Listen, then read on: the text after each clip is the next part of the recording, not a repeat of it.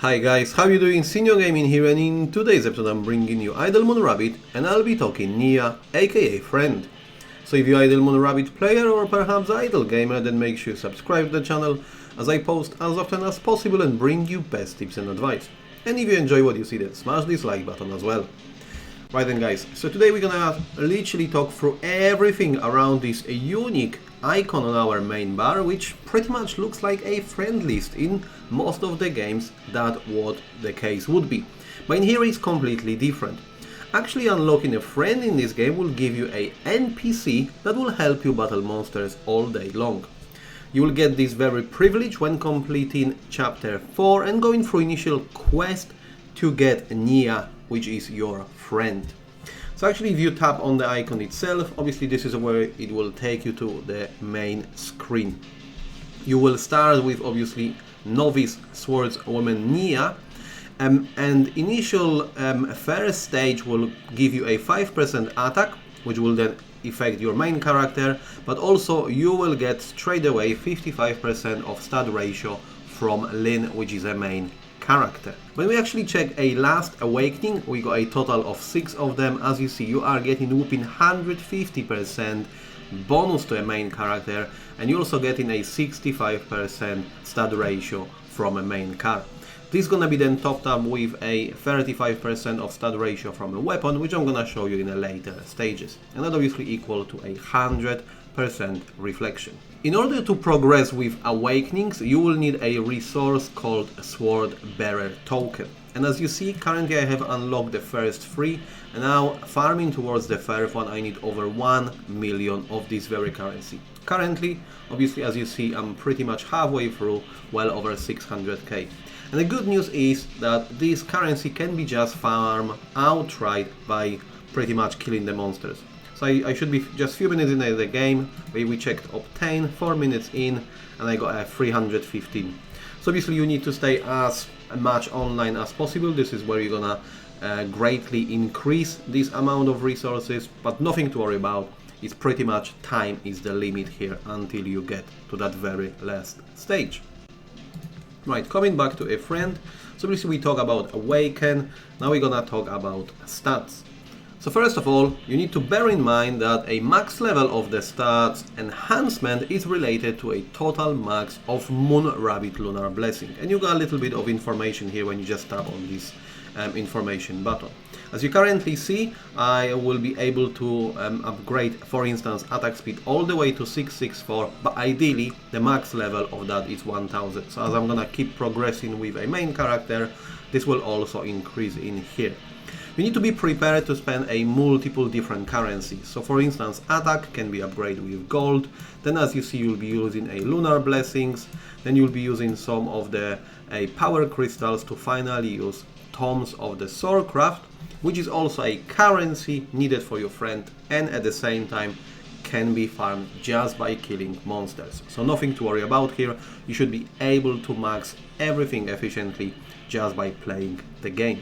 And then when it comes to weapon, I already mentioned earlier that first of all, if we check a last seller weapon, this will give you this 35% of Moon Rabbit stat ratio, making it all 100%. As you currently see, I'm reflecting 80% of that. When it comes to principle, how to get weapons is a very similar to a ordinary gameplay. That's how you are getting it, although you will have to farm it in a different portal. And let me exactly show you what I mean by that.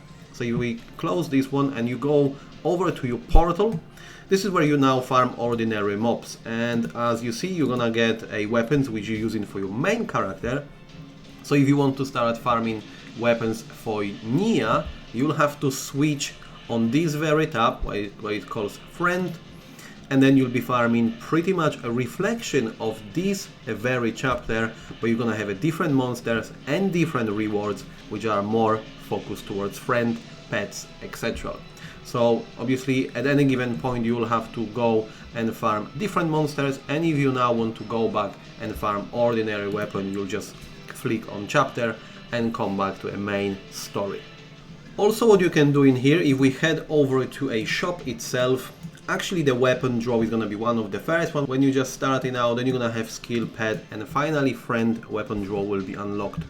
I definitely encourage you to spend some of the rubies, but I wouldn't go too heavily on it.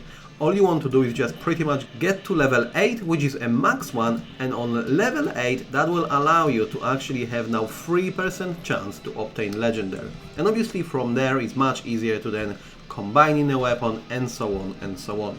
And the reason for it, you want to just get it to 8, as later on you'll be able to come every single day and watch that daily free draw, meaning you've got that chance to grab the best weapon.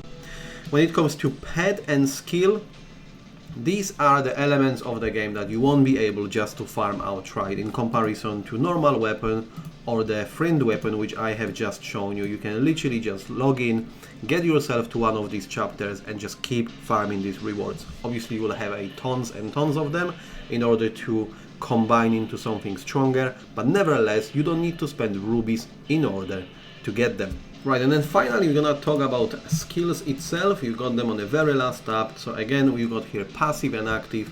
Passive skills will use this tom, and as mentioned earlier, toms can be also dropped outright from farming monsters.